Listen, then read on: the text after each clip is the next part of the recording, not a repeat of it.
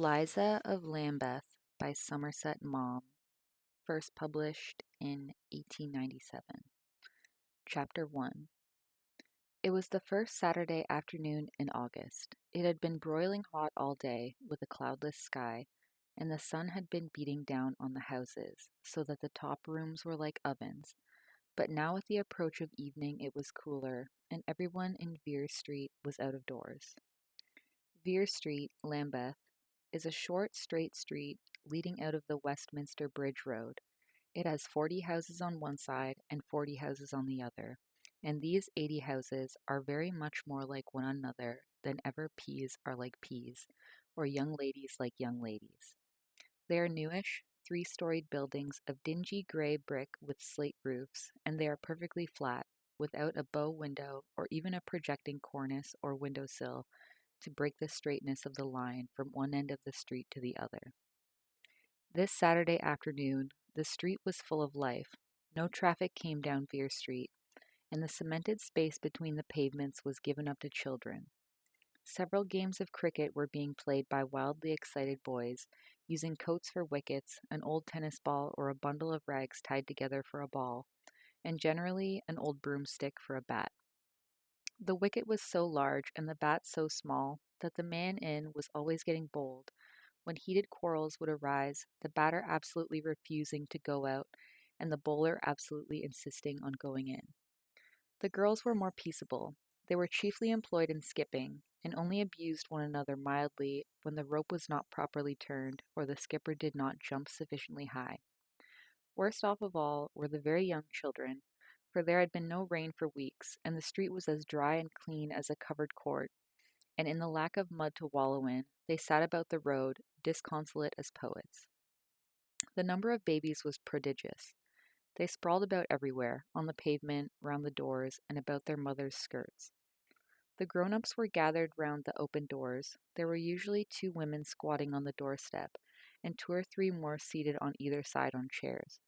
They were invariably nursing babies, and most of them showed clear signs that the present object of the maternal care would be soon ousted by a new arrival. Men were less numerous, but such as there were leant against the walls, smoking, or sat on the sills of the ground-floor windows. It was the dead season in Vere Street as much as in Belgravia, and really, if it had not been for babies just come, or just about to come, and an opportune murder in a neighboring doss house, there would have been nothing whatever to talk about. As it was, the little groups talked quietly, discussing the atrocity or the merits of the local midwives, comparing the circumstances of their various confinements. "You'll be 'avin' your little trouble soon, eh, Polly?" asked one good lady of another.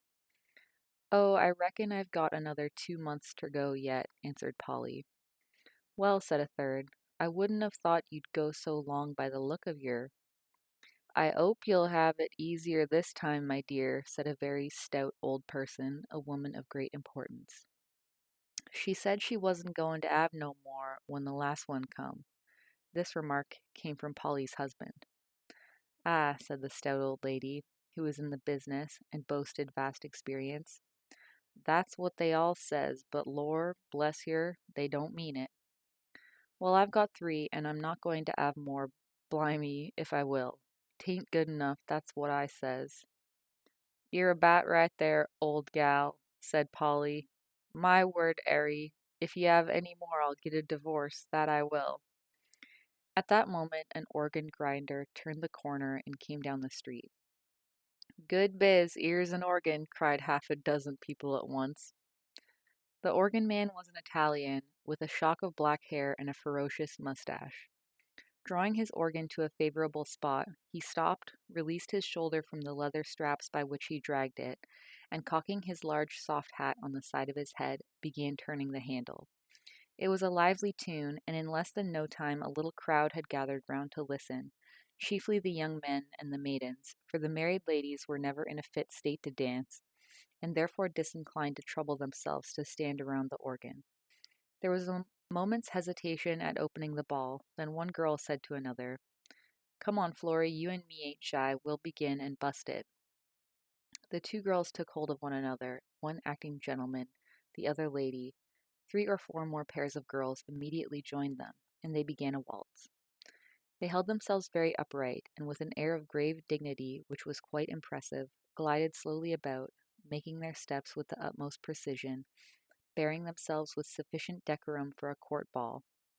After a while the men began to itch for a turn, and 2 of them, taking hold of one another in the most approved fashion, waltzed round the circle with the gravity of judges. All at once there was a cry, "There's Liza!"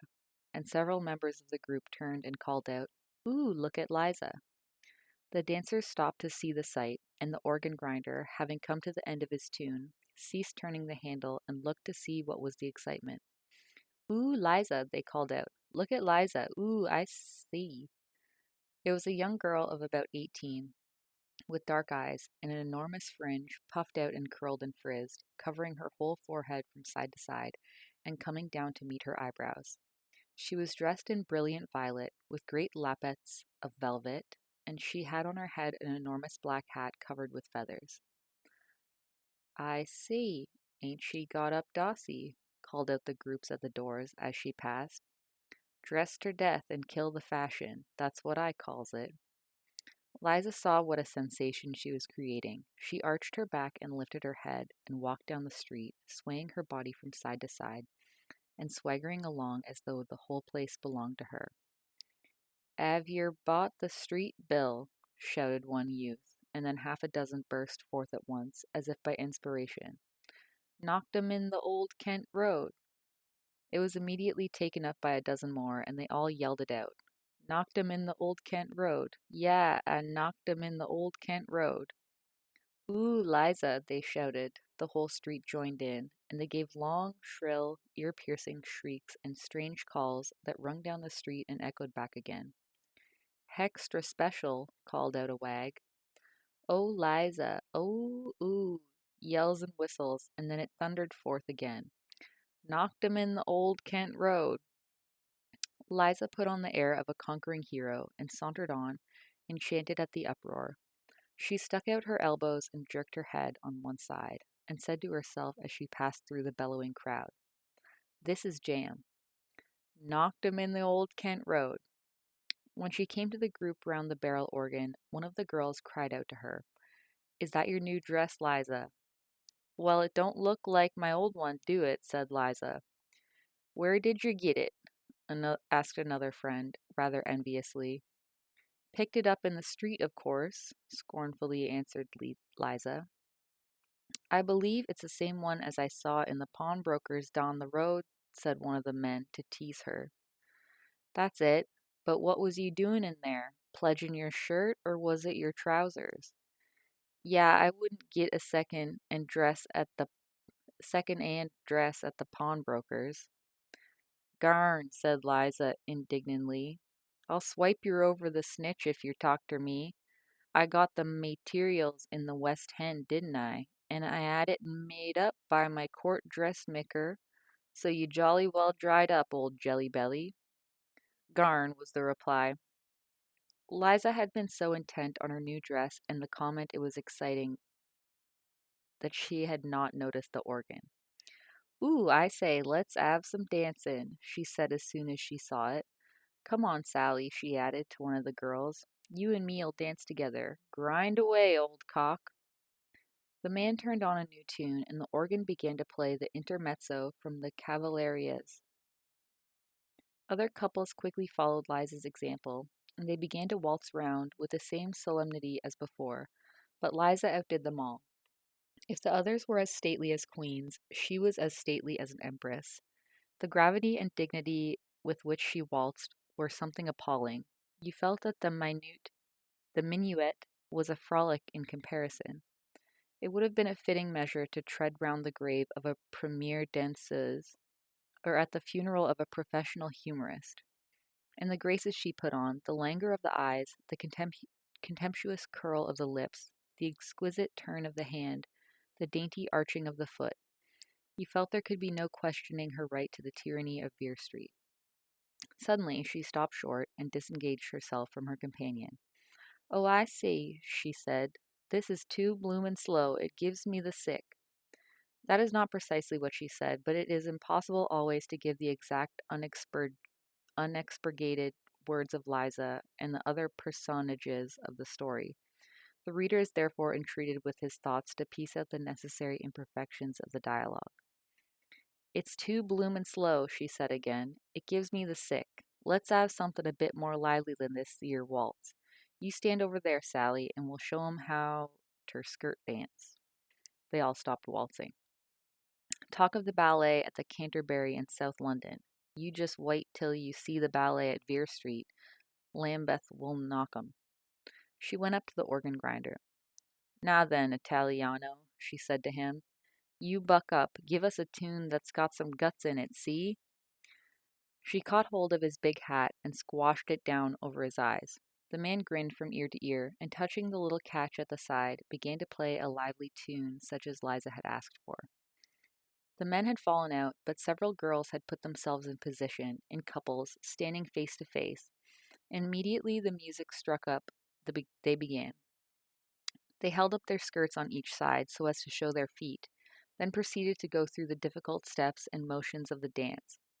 Liza was right, they could not have done it better in a trained ballet. But the best dancer of them all was Liza. She threw her whole soul into it, forgetting the stiff bearing which she had thought proper to the waltz, and casting off its elaborate graces, she gave herself up entirely to the present pleasure. Gradually, the other couples stood aside so that Liza and Sally were left alone. They paced it carefully, watching each other's steps, and as if by instinct performing corresponding movements so as to make the whole a thing of symmetry. "I'm a bat done," said Sally, blowing and puffing. "I've had enough of it."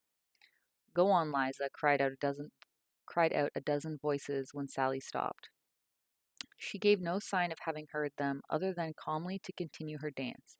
She glided through the steps and swayed about and manipulated her skirt, all with the most charming grace imaginable. Then, the music altering, she changed the style of her dancing. Her feet moved more quickly and did not keep so strictly to the ground. She was getting excited at the admiration of the onlookers, and her dance grew wilder and more daring. She lifted her skirts higher, brought in new and more difficult movements into her improvisation. Kicking up her legs, she did the wonderful twist, backwards and forwards, of which the dancer is proud. "Look at her legs!" cried one of the men. "Look at her stockings!" shouted another, and indeed they were remarkable, for Liza had chosen them of the same brilliant hue as her dress, and was herself most proud of the harmony. Her dance became gayer, her feet scarcely touched the ground, she whirled round madly. "Take care you don't split," cried out one of the wags at a very audacious kick. The words were hardly out of his mouth when Liza, with a gigantic effort, raised her foot and kicked off his hat. The feat was greeted with applause, and she went on, making turns and twists, flourishing her skirts, kicking higher and higher, and finally, among a volley of shouts, fell on her hands and turned head over heels in a magnificent Catherine wheel. Then, scrambling to her feet again, she tumbled into the arms of a young man standing in the front of the ring. "That's right, Liza," he said. "Give us a kiss now," and promptly tried to take one. "Get at," said Liza, pushing him away, not too gently. "Yes, give us a kiss," cried another, running up to her. "I'll smack yer in the face," said Liza elegantly as she dodged him. Kitch old on her, Bill," cried out a third, "and we'll all kiss her." "Nah, you won't," shrieked Liza, beginning to run. "Come on," they cried, "we'll catch her." She dodged in and out between their legs, under their arms, and then, getting clear of the little crowd, caught up her skirts so that they might not hinder her, and took to her heels along the street. A score of men set in chase, whistling, shouting, yelling, the people at the doors looking up to see the fun, and cried out to her as she dashed past. She ran like the wind. Suddenly, a man from the side darted into the middle of the road, stood straight in her way, and before she knew where she was, she had jumped shrieking into his arms, and he, lifting her up to him, had imprinted two sounding kisses on her cheeks. "Oh, you bleep," she said. Her expression was quite unprintable, nor can it be euphemized. There was a shout of laughter from the bystanders, and the young men in chase of her, and Liza, looking up, saw a big bearded man whom she had never seen before. She blushed to the very roots of her hair, quickly extricated herself from his arms, and amid the jeers and laughter of everyone, slid into the door of the nearest house and was lost to view. Chapter 2. Liza and her mother were having supper. Mrs. Kemp was an elderly woman, short and rather stout, with a red face and gray hair brushed tight back over her forehead. She had been a widow for many years, and since her husband's death had lived with Liza in the ground floor front room in which they were now sitting. Her husband had been a soldier, and from a grateful country she received a pension large enough to keep her from starvation, and by charring and doing such odd jobs as she could get, she earned a little extra to supply herself with liquor. Liza was able to make her own living by working at a factory. Mrs. Kemp was rather sulky this evening. "What was yer doin' this afternoon, Liza?" she asked. "I was in the street." "You're always in the street when I want yer." "I didn't know as 'ow yer wanted me, mother," answered Liza. "Well, yer might have come ter see. I might have been dead for all you knew." Liza said nothing. "My rheumatics was that bad today that I didn't know what ter do with myself. The doctor said I was to be rubbed with that stuff he give me, but yer won't never do nothin' for me." "Well, mother," said Liza, "your rheumatics was all right yesterday." "I know what you was doin'. You was showin' off that new dress of yours. Pretty waste of money that is, instead of givin' it me ter save up. And for the matter of that, I wanted a new dress far worse than you did, but of course it don't matter." Liza did not answer, and Mrs. Kemp, having nothing more to say, continued her supper in silence. It was Liza who spoke next. "There's some new people moved in the street. 'Ave you seen them?" she asked. "No, what are they?" "I dunno. I've seen a big chap with a beard. I think he lives up at the other end." She felt herself blushing a little. "No one any good, you be sure," said Mrs. Kemp. "I can't swaller these new people as are comin' in. The street ain't what it was when I fust come." When they had done, Mrs. Kemp got up, and having finished her half-pint of beer, said to her daughter, "Put the things away, Liza. I'm just goin' round to see Mrs. Clayton. She just 'ad twins, and she had 9 before these come. It's a pity the Lord don't see fit ter take some on 'em, that's what I say." After which pious remark, Mrs. Kemp went out of the house and turned into another a few doors up. Liza did not clear the supper things away as she was told, but opened the window and drew her chair to it. She leant on the sill, looking out into the street. The sun had set, and it was twilight. The sky was growing dark, bringing to view the twinkling stars. There was no breeze, but it was pleasantly and restfully cool. The good folks still sat at their doorsteps, talking as before on the same inexhaustible subjects, but a little subdued with the approach of night. The boys were still playing cricket, but they were mostly at the other end of the street, and their shouts were muffled before they reached Liza's ears. She sat, leaning her head on her hands, breathing in the fresh air and feeling a certain exquisite sense of peacefulness which she was not used to. It was Saturday evening, and she thankfully remembered that there would be no factory on the morrow. She was glad to rest. Somehow she felt a little tired. Perhaps it was through the excitement of the afternoon, and she enjoyed the quietness of the evening. It seemed so tranquil and still. The silence filled her with a strange delight. She felt as if she could sit there all through the night looking out into the cool, dark street and up heavenwards at the stars. She was very happy, but yet at the same time experienced a strange new sensation of melancholy, and she almost wished to cry. Suddenly, a dark form stepped in front of the open window. She gave a little shriek. "Who's that?" she asked, for it was quite dark, and she did not recognize the man standing in front of her. "Me, Liza," was the answer. "Tom?" "Yes." It was a young man with light yellow hair and a little fair mustache, which made him appear almost boyish. He was light complexioned and blue-eyed, and had a frank and pleasant look mingled with a curious bashfulness that made him blush when people spoke to him. "What's up?" asked Liza. "Come out for a walk, Liza, will yer?" "No," she answered decisively. "You promised her yesterday, Liza." "Yesterday and terday's 2 different things," was her wise reply. "Yus, come on, Liza." "Nah, I tell yer, I won't. I want ter talk ter yer, Liza." Her hand was resting on the windowsill, and he put his upon it. She quickly drew it back. Well, I don't want yer to talk to me. But she did, for it was she who broke the silence. Say, Tom, who are them new folk as come into the street? It's a big chap with a brown beard. Do you mean the bloke as kissed yer this afternoon? Liza blushed again. Well, why shouldn't he kiss me? She said, with some inconsequence. I never said as 'ow he shouldn't. I only arst yer if it was the same. Yes, that's who I mean. His name is Blakeston. Jim Blakeston. I've only spoke to him once. He's took the 2 top rooms at number 19 'ouse. What's he want 2 top rooms for? 'Im? Oh, he's got a big family. 5 kids. Ain't yer seen his wife about the street? She's a big fat woman as does her 'air funny. I didn't know he 'ad a wife. There was another silence. Liza sat thinking, and Tom stood at the window looking at her. Won't yer come out with me, Liza? He asked at last. Nah, Tom, she said, a little more gently. It's too late. Liza, he said, blushing to the roots of his hair. Well? Liza, he couldn't go on, and stuttered in his shyness. Liza, I, I, I loves yer, Liza. Garn away. He was quite brave now, and took hold of her hand. You know, Liza, I'm earning 23 shillings at the works now, and I've got some furniture as mother left me when she was took. The girl said nothing.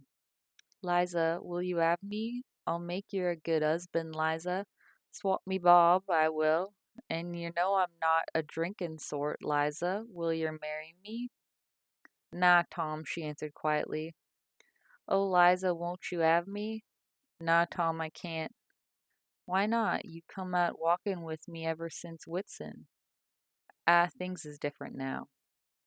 You're not walking out with anybody else, are you, Liza? He asked quickly. Nah, not that. Well, why won't yer, Liza? Oh, Liza, I do love yer. I've never loved anybody as I love you. Oh, I can't, Tom. There ain't no one else? Nah. Then why not? I'm very sorry, Tom, but I don't love yer so as to marry yer. Oh, Liza. She could not see the look upon his face, but she heard the agony in his voice, and moved with sudden pity, she bent out, threw her arms around his neck, and kissed him on both cheeks. Never mind, old chap, she said. I'm not worth troublin' about. And quickly drawing back, she slammed the window to, and moved into the further part of the room.